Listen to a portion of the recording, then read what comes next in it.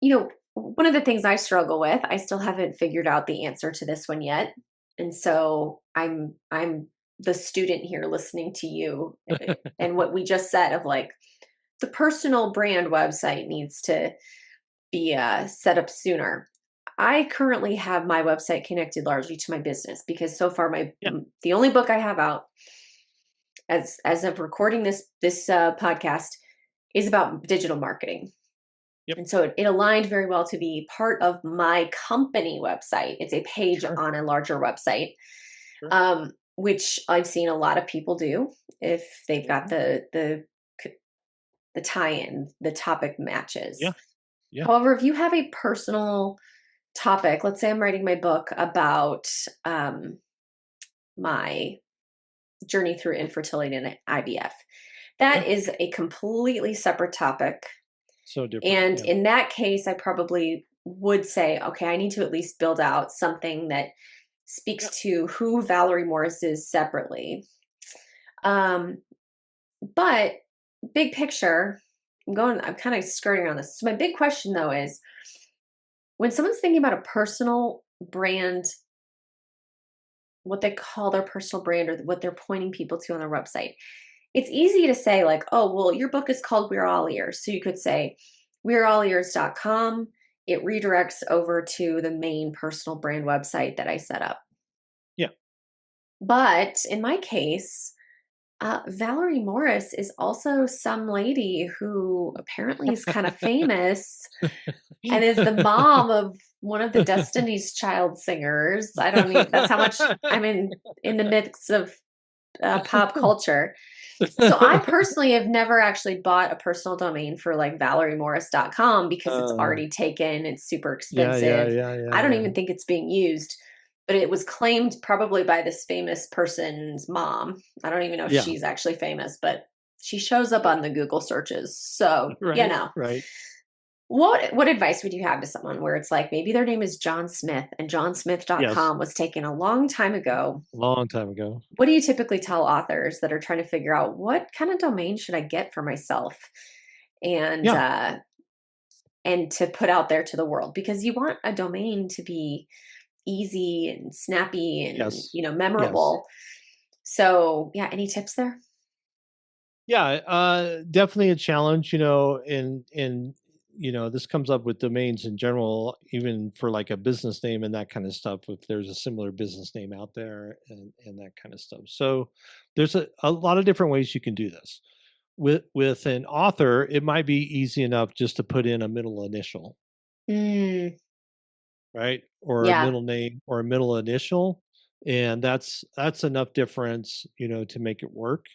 yeah, Um, and what you see even like on social media channels where someone has similar names, you have to add a modifier. So, um, on social media, sometimes it's, John Smith official or mm-hmm, the John Smith. So, add a modifier of some type, to the beginning or the end of the name, yeah, um, that that makes it a little bit different. It's still easy to remember, and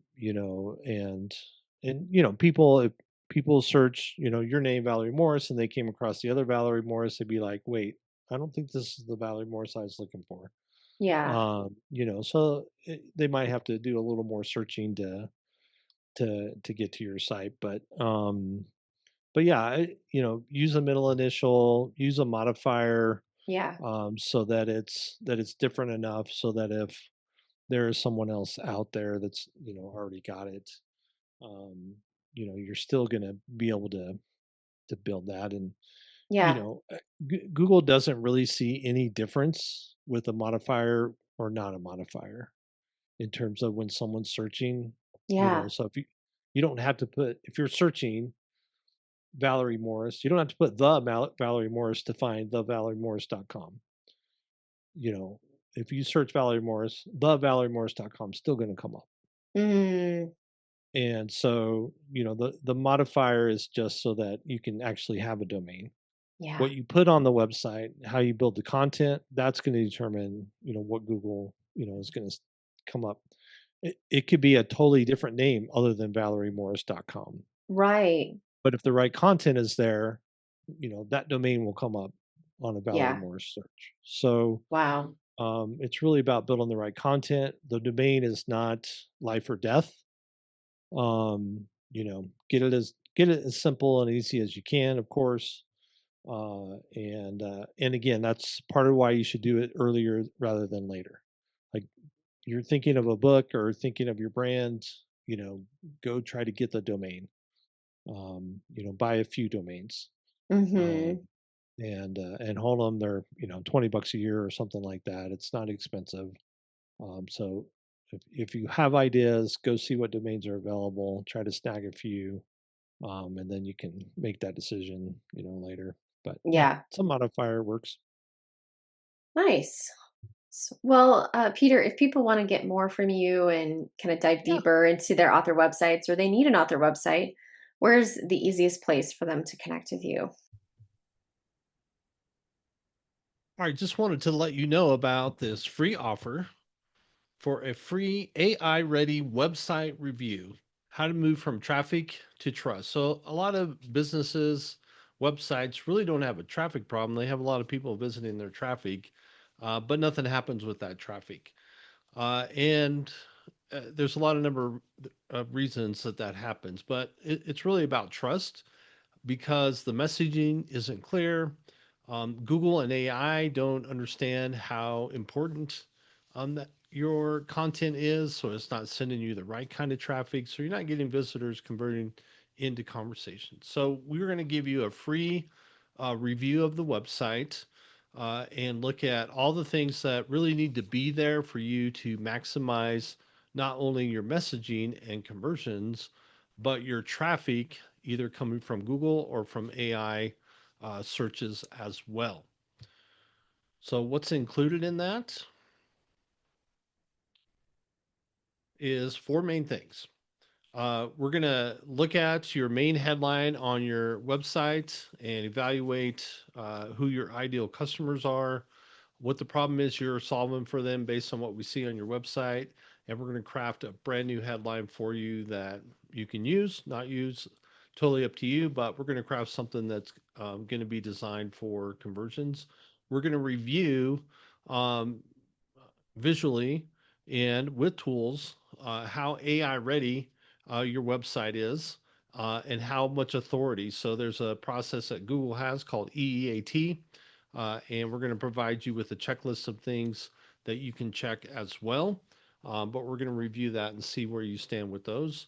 We're going to give you a trust potential score. A trust potential score is something that I created a few years back that really says how much trust capacity does your website have. And this is a number from 0% up to 100% on how well your site is doing from a trust potential score perspective.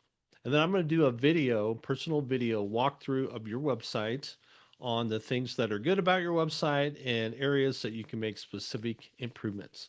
So we're going to offer a limited number of these and make these available to you. Things that you can really use in your website right away to help conversions and traffic to your website. So, how do you get this? You go to freewebreview.com. Just visit that website, freewebreview.com, put in your name, contact information, and your website. Give us a couple days and we will go through this. So, this is not just some automated tool that we're just going to throw into AI and spit out a report to you. We are going to use some tools, but we're going to use our years of expertise in evaluating websites and helping clients be successful with their websites and combine that with the tools to give you really insightful and actionable next steps. So visit freewebreview.com to get your free report, to send your name and information, and we will get that report out to you right away.